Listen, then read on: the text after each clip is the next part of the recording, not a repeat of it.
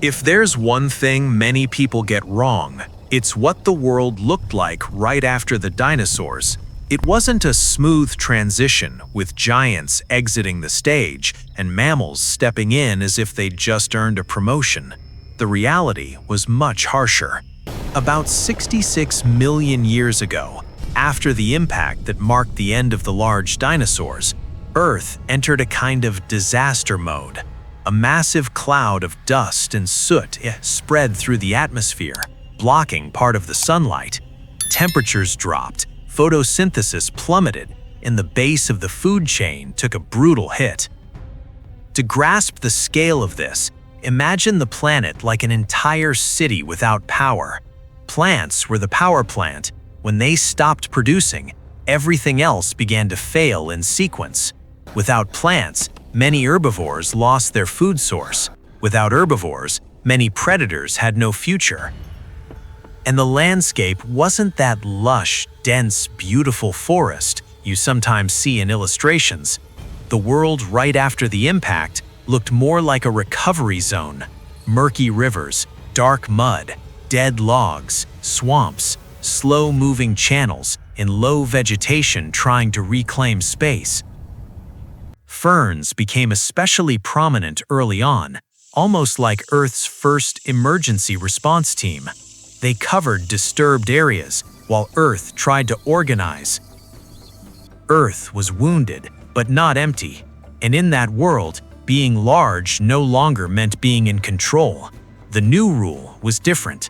Survive on little, stay hidden, and take advantage of any opportunity. It's in this setting of mud, shadow, and silence that our story moves down into the rivers. In the rivers and swamps of the early Paleocene, a long shadow still hunted almost silently: Champsosaurus. This animal already existed at the end of the Cretaceous and managed to make it through the crisis, appearing after the dinosaur extinction as well.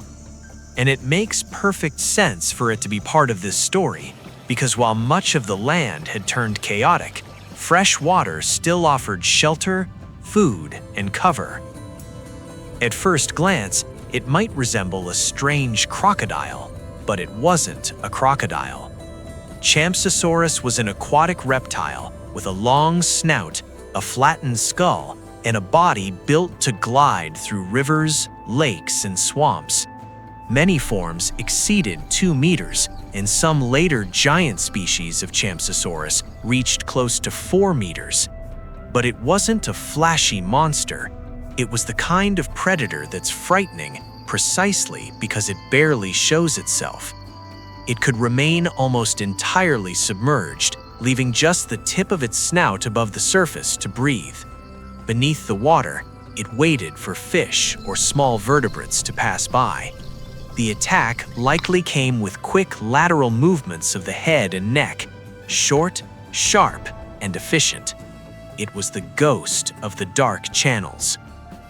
But the post-impact world wasn't conquered only by hidden aquatic predators. Above those rivers, in low branches and along recovering banks, another survivor followed a completely different strategy. Purgatorius appears a little over 100,000 years after the KPG boundary in the early Paleocene. And here, the scale shifts dramatically. We go from a reptile several meters long to a tiny mammal weighing around 100 grams, an animal that could easily fit in your hand. It's known mainly from teeth, jaw fragments, and ankle bones. That may not seem like much, but those ankles provide a valuable clue. Purgatorius could move well along branches and uneven surfaces. It wasn't a modern monkey, nor a cute little squirrel. It was a small, early relative of the primate lineage, discreet, lightweight, and well adapted to exploring low vegetation. Its diet likely included a mix of insects and small fruits, and that was a huge advantage. While highly specialized animals struggled with the collapse of food chains, Purgatorius did what saves lives in hard times. It ate whatever was available, stayed hidden, and didn't draw attention.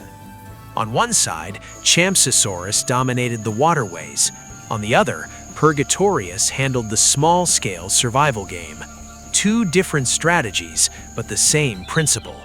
On a broken planet, flexibility was everything. And little by little, that planet began to change. As millions of years passed, the Paleocene stopped being just mud, cold, and pioneer ferns. The climate became warmer and more stable. Floodplains, lakes, swamps, and humid forests began to dominate many environments. It's in this greener, more enclosed world that Gastornis appears. But here's an important point. It didn't live immediately after the impact.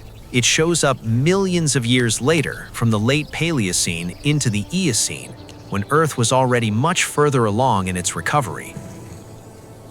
And when this animal enters the scene, it makes a heavy entrance.